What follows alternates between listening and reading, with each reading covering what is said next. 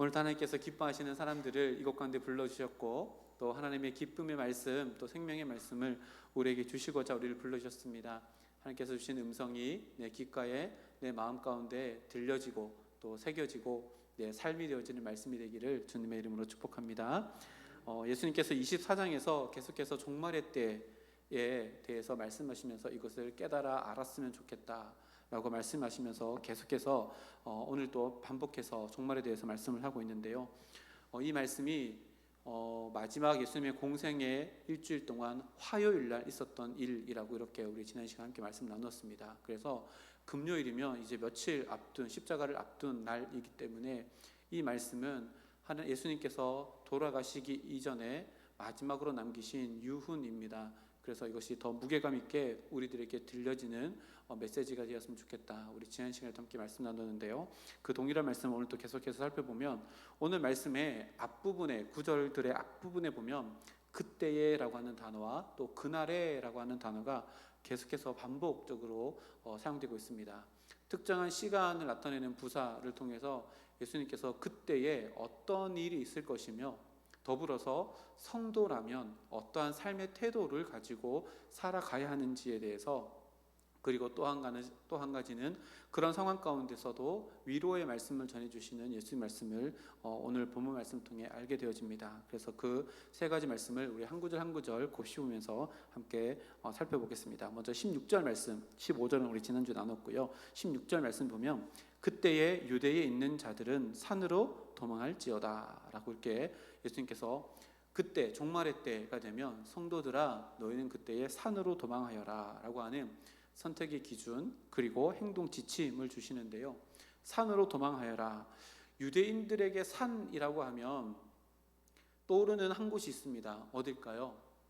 예루살렘 성입니다. 예루살렘 성이 산 위에 있었기 때문에 그렇습니다. 그래서 유대인들, 히브리인들은 산이라고 하면 가장 안전한 곳으로 다 알고 있는 예루살렘 성을 이렇게 머릿속에 떠올렸을 텐데요. 그거를 아셨겠지요, 예수님께서. 그래서 이 산을요, 단수, 하나의 산이 아니라 복수로 사용하십니다. 그래서 제가 앞에 적어놨는데, 보통은요 산이라고 하면 오레라고 하는 단수를 쓰는데, 예수님께서 산으로 도망하라 라고 하는 것을 원어 의미로 살면 산들로 도망하라, 이렇게 오로스라고 복수로 기록하고 있습니다. 다시 말하면 이 산은 예루살렘 성전을 의미하지 않는다는 얘기입니다. 그래서 이 산은 어떤 한 산이 아니라 상징적인 의미를 가지고 있다는 것을 의미하는데요. 중간에 거를 주석을 좀 빼고 결론을 먼저 말씀드리면, 이 산이라고 하는 것은, 예수님께서 말씀하시는 것은 악으로부터의 도피 장소, 그러니까 악과 구별된 도피 장소를 의미합니다. 그러니 악의 자리에 있지 말고 그것을 떠나서 산으로 가서 구별된 자리에 너희들을 안전한 장소로 도망하여라 라고 말씀하시는 것이 바로 이것입니다. 그래서 우리가 산이라고 흔히 생각하면 높은 곳이고, 또 그 안에는 움푹한 동굴이 있거나 또 숨을 수 있는 공간이 있는 곳을 산이라고 하는데요. 종말의 때에도 다 부패하고 더럽고 추악한, 그리고 하나님을 등진 광범위한 배교의 물결이 막 일어난다 할지라도 산처럼 도피할 수 있는 안전한 장소가 있으니 그곳에 구별된 장소로 너희들 도망가라, 그렇게 또 결단해야 된다라고 하는 것을 보여주는 장면이 이 산으로 도망가라 라고 하는 예수님의 말씀입니다. 이것을요 두 가지로 정리해 볼 수 있습니다. 첫 번째가 뭐냐면, 예수님께서 종말의 때가 되면 성도는 반드시 악으로부터 도피해야 하기 위해서, 반대로 말하면 선을 행하는 행진을 위해서, 도망한다는 것은 결단의 결과물이잖아요. 그래서 결단해야 되는 매 순간을 경험하게 될 것이라는 것을 이야기합니다. 그러니까 산, 곧 구별된 곳으로 도망가야 하는 결단이 종말의 때에 더 분명하게 나타날 것이다 라고 얘기하는 것을 이야기하고요. 또 한 가지 뭐냐면, 종말의 때가 되어나서 우리 앞에서 말씀 살펴봤던 것처럼 세상은 온통 광범위하게 하나님을 등지는 배교의 물결이 막 일어난다 할지라도 산과 같이 너희들에게, 성도들에게 안식처가 되는 장소가 분명히 있을 것이다 라고 하는 약속, 그리고 위로의 말씀이기도 합니다. 실례로요, 믿음의 선조들이 인생을 살펴보면 실제로 이런 인생을 살았다는 것을 우리가 알게 되어집니다. 우리 믿음의 선조하면 손 꼽는 딱 한 사람이 또 있죠. 구약 시대 때 다윗입니다. 다윗이 쓴 시편 18편 말씀에 보면 표제에 이렇게 기록되어 있습니다. 여호와의 종 다윗의 시 인도자를 따라 부르는 노래, 그리고 여호와께서 다윗을 그 모든 원수들의 손에서와 사울의 손에서 건져 주신 날에 다윗이 이 노래의 말로 여호와께 아뢰어 이르되라고 이렇게 시편 18편 표제어로 기록해 놓고 있습니다. 예준아 요거 있는데 띄워주면 좋은데 시편 또 18편 2절 말씀에 보면 그렇게 다윗이 원수들의 손에 둘러싸여 있는 위기 상황 가운데 2절 말씀에 뭐라고 선포하냐면 여호와는 나의 반석이시요 나의 요새시요 나를 건지시는 이시요 나의 하나님이시요 내가 그 안에 피할 나의 바위시요 나의 방패시요 나의 구원의 뿌리시요 나의 산성이시로다 라고 이렇게 고백합니다. 자기가 지금 사울에서 도망가고 있는데 원수들이 자기를 에워싸는 것 같은 위험한 상황 가운데 아무런 길도 보이지 않는 그 상황 가운데 다윗이 발견한 산 안식처가 있는데 그것이 바로 하나님 여호와 하나님이라는 것을 발견하고 이렇게 아름다운 노래로 우리가 피할 산은 오직 한 분 하나님밖에 없다는 것을 이렇게 노래로 우리들에게 남겨놓습니다. 우리들의 삶도 마찬가지입니다. 우리들의 삶 가운데서도요 종말의 때가 되어지면 우리 15절 말씀에 나온 것처럼 가증한 것이 거룩한 곳에 서서 활개를 펴고 있는 그 위기 상황 속에서도 담대하게 우리가 결단할 수 있는 이유는 어떠한 상황 가운데 있다 할지라도 하나님은 하나님의 백성들의 산과 같이 안식처가 되어주시는 분이라는 것을 믿음의 선조들과 또 예수님께서 종말의 때 산으로 도망하라 너에게 안식처가 있을 것이다 라고 하는 약속의 말씀으로 우리는 깨닫게 되어집니다. 우리에게 산 같은 존재인 하나님이 우리의 삶 가운데 늘 동행하여 주시고 우리의 눈을 들어서 그 주님만을 바라보며 하나님을 바라본다면 악으로부터의 결별 그리고 선을 행하는 모든 길 가운데 우리는 평안한 마음으로 하나님과 동행하는 삶을 살아갈 수 있다는 약속의 말씀을 종말의 때를 이야기하며 우리들에게 허락해 주십니다. 그리고 17절 18절 말씀을 보면 또 행동 지침을 이야기해 주시는데요. 17절 말씀에 지붕 위에 있는 자는 집 안에 있는 물건을 가지려 내려가지 말며 18절 말씀에 밭에 있는 자는 겉옷을 가지러 뒤로 돌이키지 말라라고 이렇게 하지 말 두 가지 금지 명령을 내립니다. 내려가지 말고 돌아가지 마라. 내려가지 말라라고 하는 이유는요 물건을 가지기 위해서 내려가지 말라. 돌아가지 말라 하는 것도요 겉옷을 가지러 돌아가지 말라는 겁니다. 그래서 내려가서 얻는 것은 물건이고요 되돌아가서 얻는 것은 겉옷입니다. 근데 이렇게 하지 말라라고 하는 것은 대조되어지는 것이 있겠죠. 종말의 때가 되어지면 물건을 가지러 지붕 위에서 지붕 밑으로 내려가는 그 찰나의 순간조차도 아까울 정도로 너의 생명을 보존해야 되는 위기가 너희들에게 있을 것이다. 그리고 18절 말씀에 밭에 있는 겉옷을 가지러 가야지만 갈 수 없을 만큼 위급한 상황들이 너희들에게 있을 터이니 뭘 하라는 거예요? 분별하라는 겁니다. 겉옷도 물건이라면 물건과 너희의 생명, 다시 말하면 너희의 생명과 저울질해서 바꿀 수 있는 물건은 없으니 종말의 때가 되어지면 너희의 생명을 위해서 모든 것들을 결단할 때가 분명히 올 것이다 라고 이렇게 이야기합니다. 이 세상에서는요 예수님께서 말씀하신 이겁니다. 이 세상에서는 우리의 생명과 맞바꿀 수 있는 물건은 그 어떠한 것도 존재하지 않으니 돌아갈 일도 없고 내려갈 일도 없다 라고 종말의 때에 이렇게 살아가야 된다 라고 우리들에게 이야기합니다. 사복음서에 다 기록되어져 있는 예수님의 놀라운 기적이 있습니다. 오병이어의 기적입니다. 오병이어의 기적이 중요하기 때문에 사복음서에 모두 기록되어져 있는데요. 오병이어 기적 이후에 예수님께서 하신 말씀이 있습니다. 요한복음 6장 26절 27절 말씀 보면 이렇게 예수님께서 오병이어 기적 이후에 말씀하시는데 예수께서 대답하여 이르시되 내가 진실로 진실로 너희에게 이르노니 너희가 나를 찾는 것은 표적을 본 까닭이 아니요 떡을 먹고 배부른 까닭이로다. 27절 말씀 함께 읽어보겠습니다. 시작. 썩을 양식을 위하여 일하지 말고 영생하도록 있는 양식을 위하여 하라. 이 양식은 인자가 너희에게 주리니 인자는 아버지 하나님께서 인치는 자이라. 아멘. 오병이의 기적 이후에요, 사복음서에 다 기록되어 있기 때문에 정말 중요한 기적 중에 하나인데, 이 기적 이후에 예수님께서 이 기적에 대해서 풀이해서 설명해 주시고 우리가 꼭 알아야 되는 교훈을 남겨주셨는데, 27절 말씀에 썩을 양식을 위하여 일하지 말라. 오늘 종말의 때 그 이야기와 맥을 같이 합니다. 그리고 반대로 이야기하면 영생하도록 있는 양식을 위해서 일해라. 보세요, 오늘 말씀에도요, 지붕 위에 있다가 물건을 가지기 위해서 내려가지 마라. 그것보다 더 중요한 것은 너의 생명이다.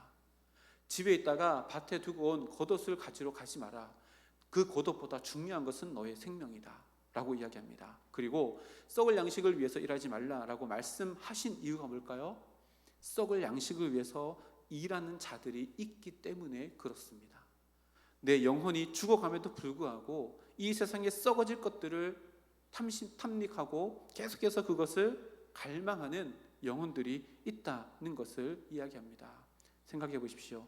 내 생명을 한쪽 저울 위에 올려놓고 어떤 것을 올려놓은들, 그 어떠한 물건을 올려놓은들 이게 값을 매길 수 있을까요?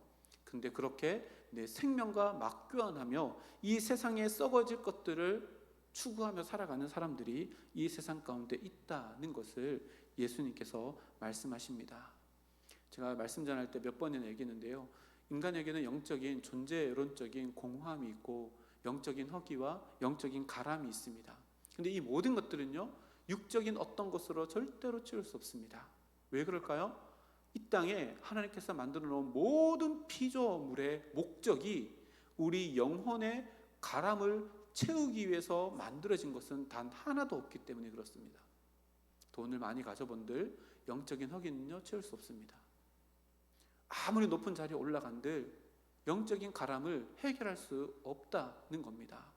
뭐 하는 얘기예요? 썩을 양식을 위해서 열심히 일해보고 많은 곳에 높은 곳에 있어 본들 그것을 채울 수 없다. 그래서 영적인 허기와 가람을 육적인 것으로 채울 수 없으니 종말의 때가 되어질 때에 너희의 생명 곧 하나님께서 우리에게 주신 그 새 생명을 보존하기 위해서 결단하는 인생을 살아가야지, 이 세상에 다 썩어 없어질 것들 붙들기 위해서 너의 생명을 허비하는 막견하는 그런 어리석은 인생을 살아가지 말라라는 이야기입니다. 우리는요 사망으로 죽어 있었습니다. 여기서 말하는 사망은 하나님과의 단절을 이야기합니다. 하나님과의 단절인 사망의 상태에서 우리는 태어났습니다. 그런데 우리에게 은혜가 임했지요. 하나님의 예수님의 보혈의 피로 그 사망에서 건지심을 받아서 구원받은 존재가 되었습니다. 그리고요 우리는 영원한 멸망할 수밖에 없는 진노의 자녀였지만 하나님께서 우리를 자녀 삼아 주셔서 우리는 영원하도록 하나님과 교제하며 하나님의 자녀로 하나님의 권속 가족으로서 살아갈 수 있는 존재로 구속의 힘을 얻은, 하나님께서 우리를 구속해 주시는 능력을 얻은, 그래서 돌아선 자들입니다. 예수님께서 말씀하십니다. 종말의 때가 되어지면 너희들이 썩을 양식을 위해서 위에 있다가 밑으로 내려가게 되는 미혹이 있을 것이지만 절대로 그래서는 안 된다. 너희들이 종말의 때가 되어지면 겉옷은 그때는 굉장히 큰 재산이었거든요. 그것을 붙들기 위해서 이것을 붙들고 살아가야 된다라고 이야기하는 상황들이 있어질 것이지만 절대로 뒤돌아서면 안 된다. 그래서 위를 바라보며 살아가야 되고 앞을 바라보며 살아가야지 돌아서서 롯의 아내처럼 소금기둥처럼 살아갈 일이 없다는 것을 오늘 말씀을 통해서 이렇게 이야기합니다. 이것이요 종말의 때에 우리가 겪게 될 선택의 순간 가운데 무엇을 선택할래? 라고 할 때 우리의 생명을 위한 것을 선택해야 된다라고 하는 상황을 예수님께서 말씀하십니다. 그리고 19절 20절 말씀에도 보면요 기도하라라고 명령하시는데 19절 그 날에는 아이벤 자들과 젖먹이는 자들에게 화가 있으리로다. 너희가 도망하는 일이 겨울에나 안식일에 닿지 않도록 기도하라 라고 이렇게 이야기합니다. 19절 말씀을 보면 개인적인 신체적인 상황이고 개인적인 상황을 이야기하고 20절에 보면 도망하는 일에 겨울이나 안식일, 그러니까 그때 자기 외적인 상황들을 이야기합니다. 유대인들은 겨울에 비가 많이 옵니다. 그리고요, 안식일에는 몇 킬로 이상 가지 못하도록 하는 이런 그때 당시에 유대인의 관습들이 있었습니다. 근데 종말의 때가 그때 오지 않도록 기도하라라고 말씀합니다. 그러니까요, 풀어보면 이렇습니다.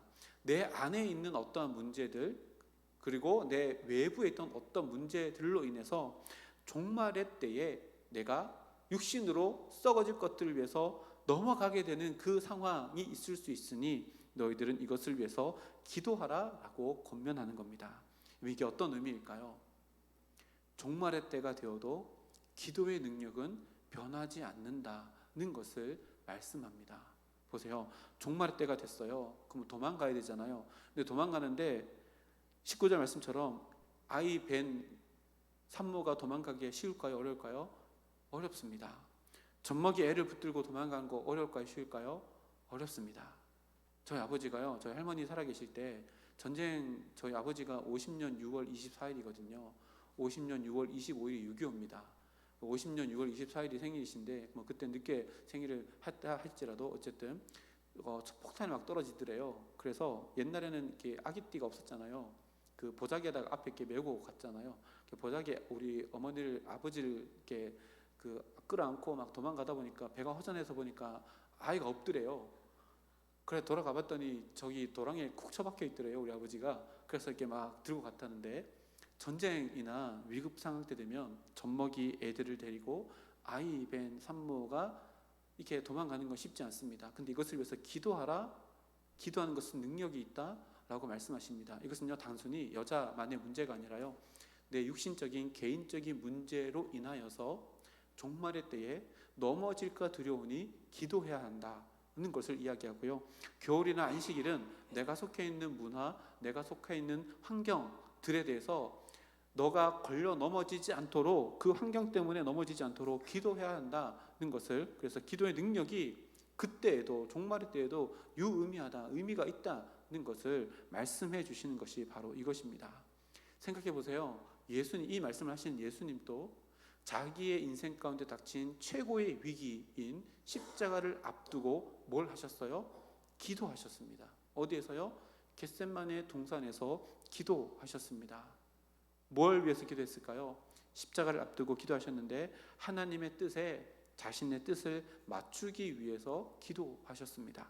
마태복음 26장 39절 말씀을 보면, 조금 나아가사 얼굴을 땅에 대시고 엎드려 기도하여 이르시되 내 아버지여, 만일 할만 하시거든 이 잔을 내게서 지나가게 하옵소서.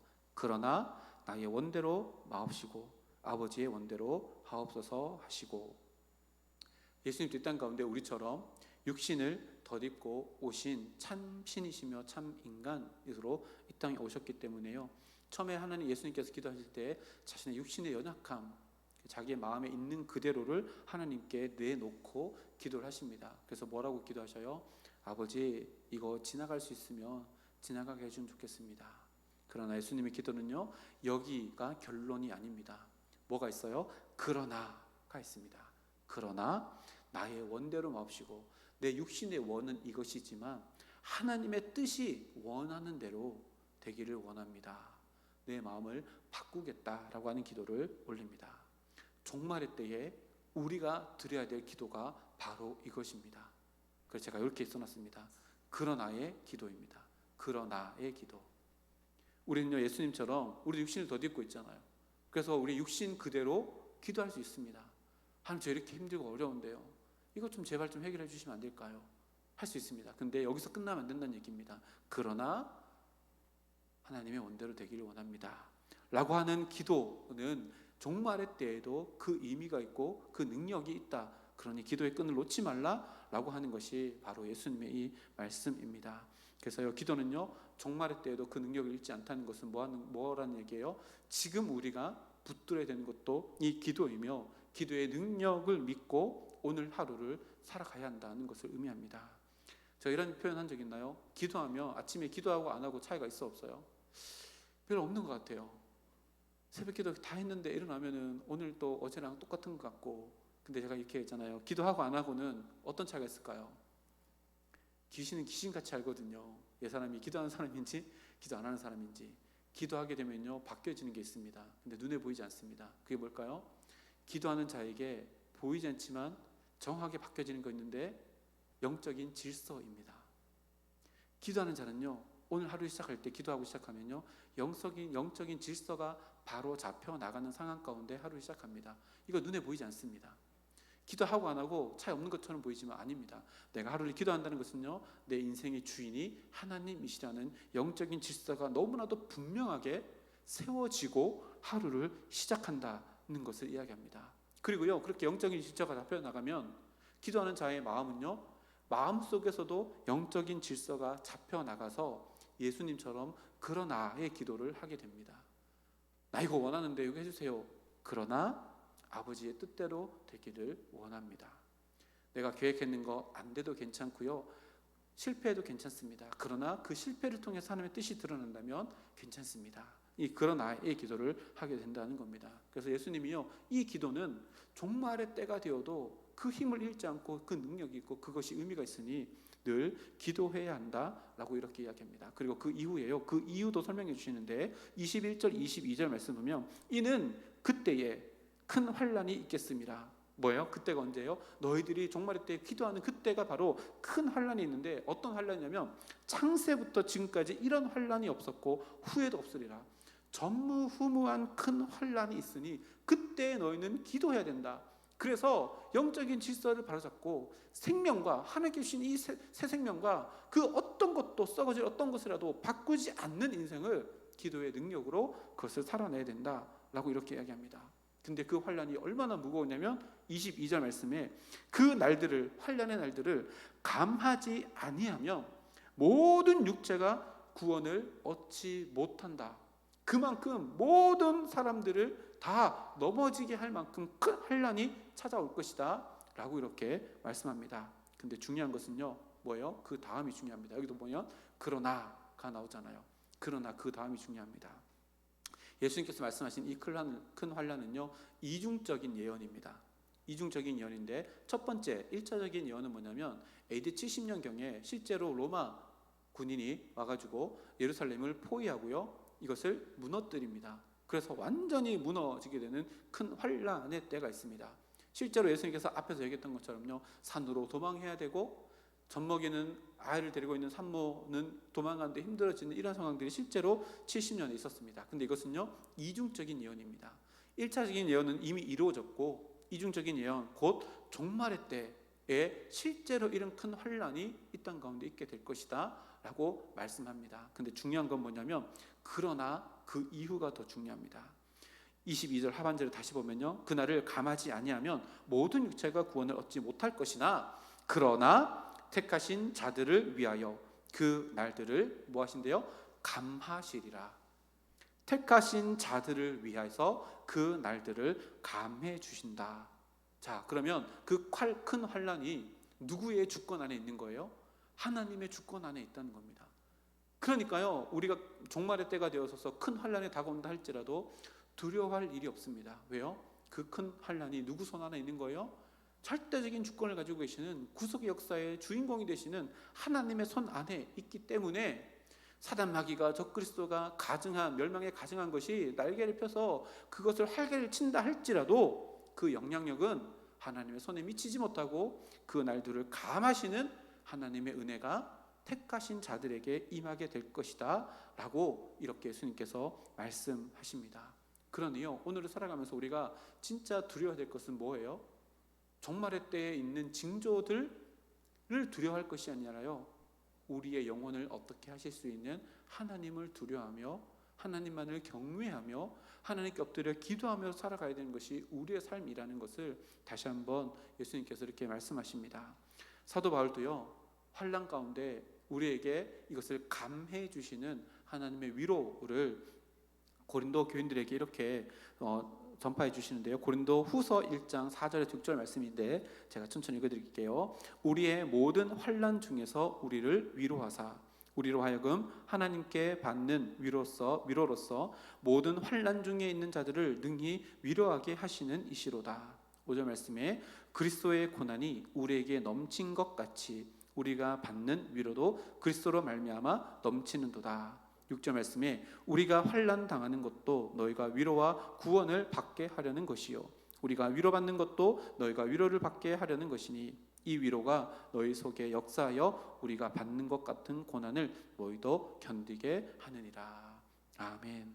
사도 바울이 4절부터 6절까지 계속해서 짝 하여서 설명하고 있는 두 단어가 있는데 위로와 환난입니다. 위로와 환난을 짝해서 말하고 있는데요, 이게 가능한 이유가 있습니다. 왜요? 위로를 붙들고 계시는 하나님이 환난을 붙들고 계신 하나님이 택하신 자들에게 위로를 주신다는 겁니다. 그래서 환난 중에 위로라는 단어가요, 우리에게는 실현이 될 수 있는 단어이고, 고난의 넘침이라는 단어와 위로의 넘침이라는 단어가 하나 될 수 있는 단어입니다. 고난 당함이 곧 위로와 구원을 받기 위한 통로가 될 수 있는 것도 그 모든 환난을, 모든 것을 주관하시는 하나님께서 붙들고 계시기 때문이라는 것을 사도 바울도 깨달았기에 고린도 교인들에게 이렇게 선포하고 있는 겁니다. 그러니요, 종말의 때뿐만 아니라 우리의 지금의 삶 가운데서도 경험하게 되어지는 모든 환난도요, 그 환난 안에 이미 하나님께서 위로와 격려를 숨겨 놓으셨고 함께하고 계시다는 것을 이해합니다. 근데 우리는요, 이렇게 기도합니다. 하나님, 이거 환난 없애주세요. 이거 좀 제발 없애주세요 라고 기도하시면요, 하나님의 방법은 언제나 우리와 다릅니다. 어떻게 알 수 있을까요? 다니엘의 세 친구를 보면 알 수 있습니다. 다니엘의 세 친구가요, 하나님을 섬기는 것을 포기하지 않았기 때문에 어디에 들어가요? 풀무불 안으로 들어갑니다. 풀무불 안으로 들어갔는데 그 속에서 어떤 일이 일어나면 다니엘 2장 24절 25절 말씀에 이렇게 기록합니다. 그때에 느부갓네살 왕이 놀라 급히 일어나서 모사들에게 물어 이르되 우리가 결박하여 불 가운데에 던진 자는 세 사람이 아니었느냐 하니 그들이 왕에게 대답하여 이르되 왕이여 옳소이다 하더라. 25절 말씀 읽어볼까요? 시작. 왕이 또 말하여 이르되 내가 보니 결박하지 아니한 네 사람이 불 가운데로 다니는데 상하지도 아니하고 그 넷째의 모양은 신들의 아들과 같도다 하고. 아멘. 이게 하나님의 위로의 방법입니다.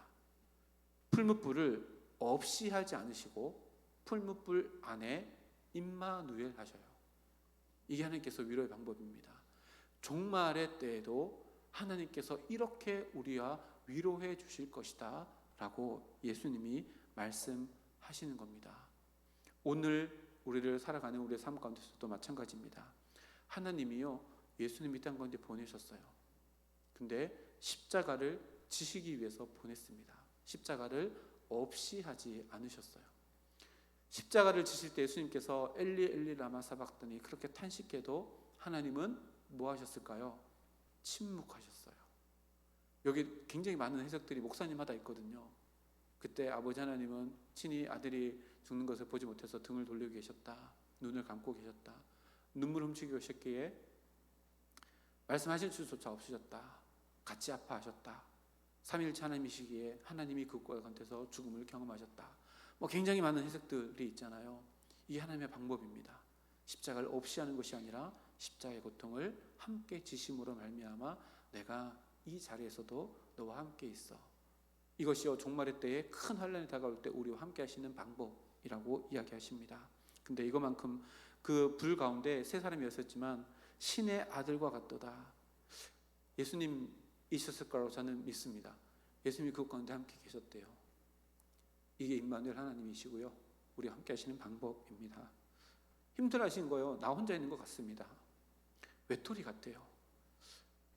사방이 다 막혀있는 것 같고 아무도 나를 알아주지 않는 것 같은 상황 가운데 있다 할지라도 히브리서 말씀처럼 모든 것을 다 겪으시되 죄가 없으신 우리를 동정하실 수 있는 예수님은 언제나 우리와 임마누엘 하고 계셔서 위로해 주신다라고 오늘 말씀 가운데 다니엘 세 친구의 모습을 통해서 우리들에게 또 보여줍니다. 근데 이 현상보다 더 중요한 게 있습니다. 우리에게 더 중요한 게 있습니다. 그게 뭘까요? 이 현상이 일어나게 했던 다니엘의 세 친구. 다니엘의 세 친구 이름이 뭘까요? 다니엘의 세 친구 이름이 뭘까요? 네, 사드락, 메삭, 아벳느고라고 하면요, 이 세 친구가 엄청 기분 나쁠 거예요. 왠지 아나요? 창씨 계명한 이름이 사드락 메삭 아벤느고이거든요. 창씨 계명한 이름 불러주면 별로 기분 안 좋잖아요. 이름이 하나냐 미사엘 아샤랴입니다. 여기에 더 익숙하셨으면 좋겠어요. 천국에 있는 그 세 친구가 나는 창씨 계명한 이름으로 계속 불려지네, 이게 기분 나쁠 것 같아요. 이 이름이 더 좋은 거거든요. 하나냐 미사엘 아샤랴. 사드락 메삭 아벤느고보다 훨씬 더 좋은 이름입니다. 이 세 친구가요, 이 일을 겪고 임마누엘 하나님 예수님이 그때 당시에 풀무불 가운데 함께 있었던 이것을 경험할 수 있었던 것이 있습니다. 뭐냐면 하나님에 대한 확고한 신뢰 그리고 확신의 결단이 있었기 때문에 이 일이 가능했습니다. 다니엘서 3장 18절 말씀, 우리 앞에 화면 보고 한번 같이 읽어볼까요? 다니엘서 3장 18절 띄워주세요. PPT 그냥 읽을까요? 제가 다니엘서 3장 18절입니다. 제가 읽어드릴게요. 그렇게 하지 아니하실지라도, 읽을까요? 시작. 처음부터 시작. 그렇게 하지 아니하실지라도 왕이여, 우리가 왕의 신들을 섬기지도 아니하고 왕이 세우신 금 신상에게 절하지도 아니할 줄을 아옵소서. 아멘. 그리 아니하실지라도 이잖아요, 그렇죠? 그리 아니하실지라도라고 하는 고백이 있었기 때문에 무엇을 경험한 걸까요? 임마누엘에 함께 하시는 하나님의 능력이 있는 동행함, 또 위로하심을 얻었다는 것을 이해합니다. 오늘 예수님 말씀과도요 동일합니다. 다니엘의 세 친구에게 가장 큰 인생의 환란이 다가왔습니다. 근데 뭐 하지 않았어요? 지붕 위에서 지붕 밑으로 내려가가지고 물건과 자기의 생명, 하나님의 백성이라는 생명과 맞바꾸지 않았습니다. 하나님의 백성으로 살아가면서요, 뒤돌아서서 느부갓네살에게 엎드려서 겉옷을 입지 않았습니다. 그렇게 할 수 없었을까요? 아니요, 충분히 할 수 있었습니다. 다니엘의 세 친구는요 유능했습니다. 그래서 느부갓네살에게 인정받는 자들이었고 시기 질투를 받을 만큼 능력 있는 자들이었습니다. 한 번만 느부갓네살에게 엎드렸다면 자기를 능멸하는 모든 사람들보다 더 높은 자리에 올라가서 그들을 힘으로 제압할 수 있는 길도 있었을 겁니다.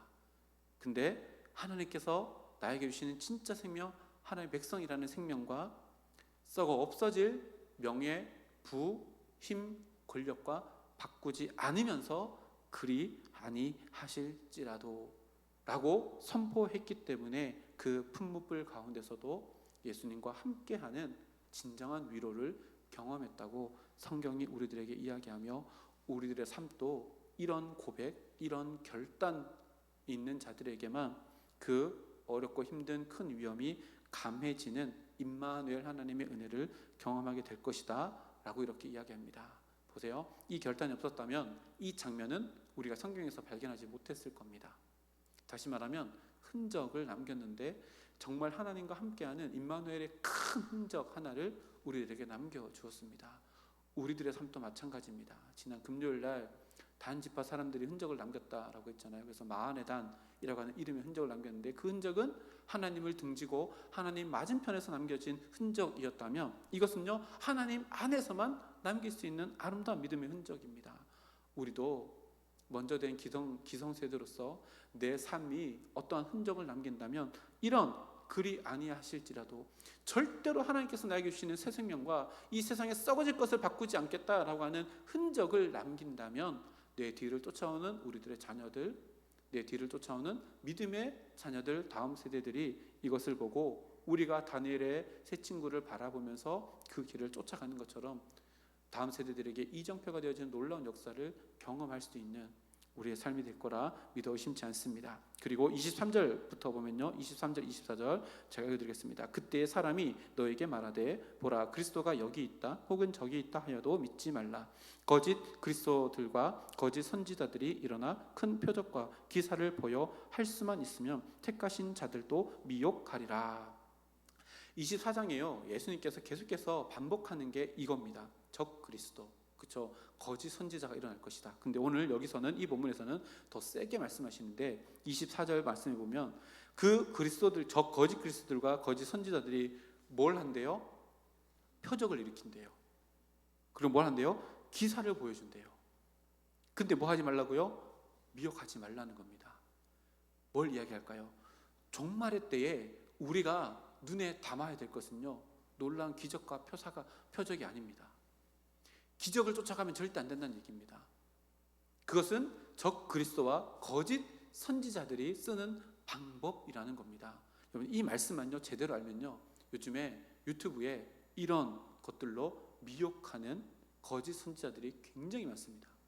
돈을 어마어마하게 버는 사람들입니다.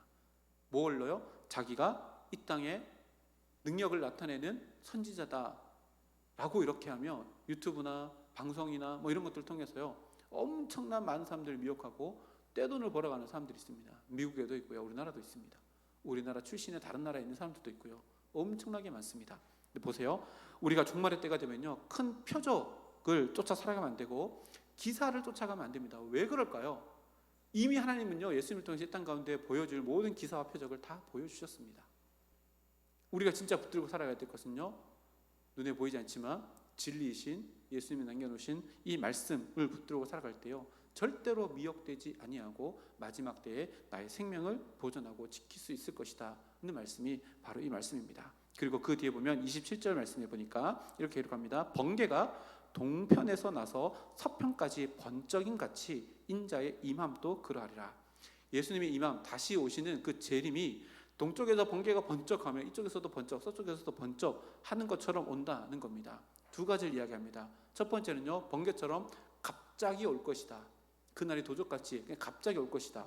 두 번째는요, 번개가 동쪽에서 번쩍해도 서쪽에서 아는 것처럼 공개적으로 올 것이다 는 것을 이야기하고 있고요. 두 번째 28절 말씀도 동일한 의미인데요, 주검이 있는 곳에 독수리들이 모일 것이니라.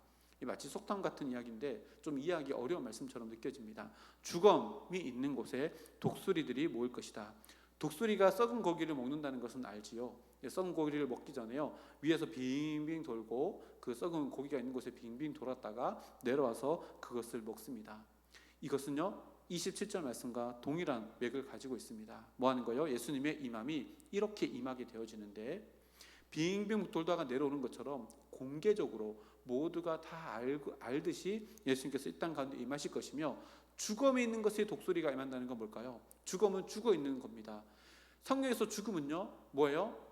숨을 참으며 죽는 것, 이 죽음이 아니라 하나님과 단절된 상황 자체가 이미 죽은 겁니다. 다시 말하면 심판을 임해야 될 사람들을 이야기하는데, 그곳에 독수리가 있다는 것은 심판주가 있으셔서 그것을 죽은 사람들과 영원한 생명으로 갈 사람들을 구분하신다라는 말씀이 28절 이 말씀입니다. 다시 말하면 예수님은 갑작스럽게 이 땅 가운데 공개적으로 오시는데, 상 받을 자들과 벌 받을 자들, 영원한 생명에 갈 자들과 영원한 죽음에 가실 자들을 심판하시러 이 땅 가운데 다시 오신다라고 하는 말씀이 27절, 28절 말씀입니다.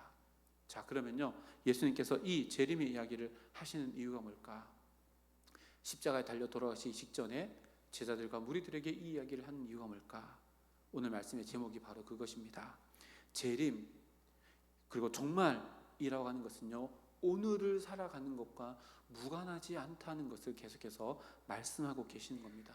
너희들 오늘을 살아가지만 종말의 그때를 늘 기억하며 살아가야 해. 종말은 먼 미래의 이야기가 아니고 바로 오늘 곱씹어야 될 오늘의 사건으로 너희들의 삶 가운데 늘 가까이에 있어야 해 라고 말씀하시는 것이 이겁니다. 그리고 그렇게 살아가는 신앙을요, 깨어있는 신앙이라고 우리가 표현합니다.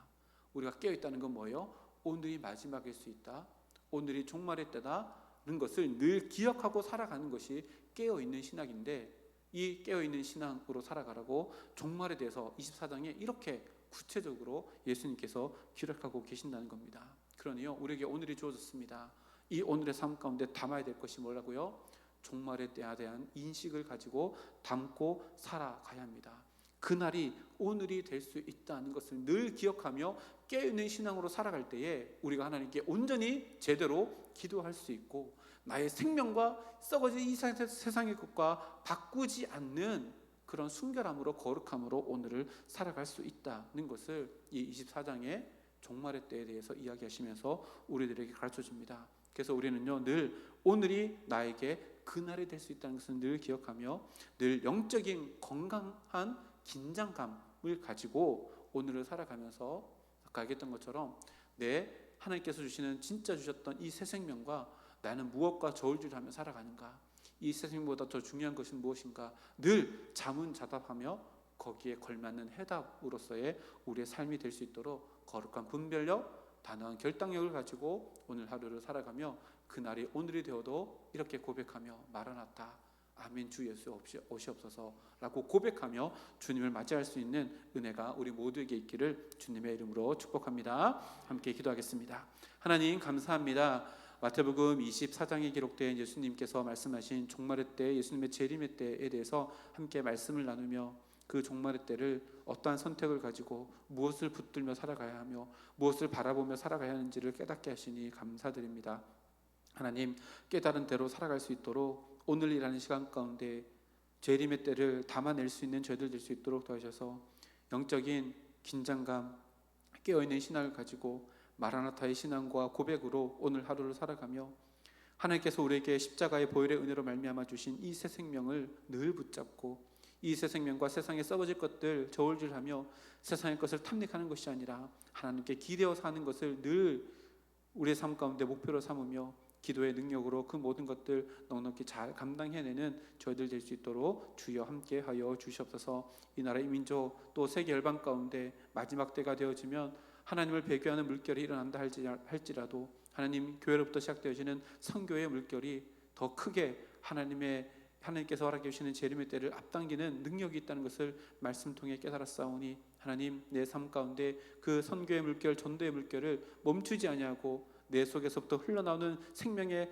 말씀으로 말미암아 흘러넘치는 저희들의 삶이 될 수 있도록 주여 함께해 주셔서 하나님의 선한 동역자가 되어 하나님의 마음에 시원케 하는 얼음냉수와 같은 인생 살아가는 우리 모두가 될 수 있도록 함께하여 주시옵소서. 오늘도 돌아가는 발걸음 안전으로 지켜주시고 또 잠자리 들 때 편안한 잠자리, 모든 육체의 피로가 회복되어진 잠자리 될 수 있도록 주여 함께하여 주시옵소서. 또 시술과 수술 이후에 회복을 앞두고 있는 우리 장로님, 우리 집사님들이 계십니다. 하나님 육신의 강건함 되어주셔서 남은 여생 하나님의 나라와 그 뜻과 의를 위해 하나님의 영광을 위해서 살아갈 수 있는 아름다운 삶을 허락해 주시옵고 병상에 누워있는 모든 이들에게 치료의 강선을 비춰주시사 다시 한번 일어나 함께 예배드릴 수 있는 감격과 영광과 간증의 삶을 허락하여 주시옵소서.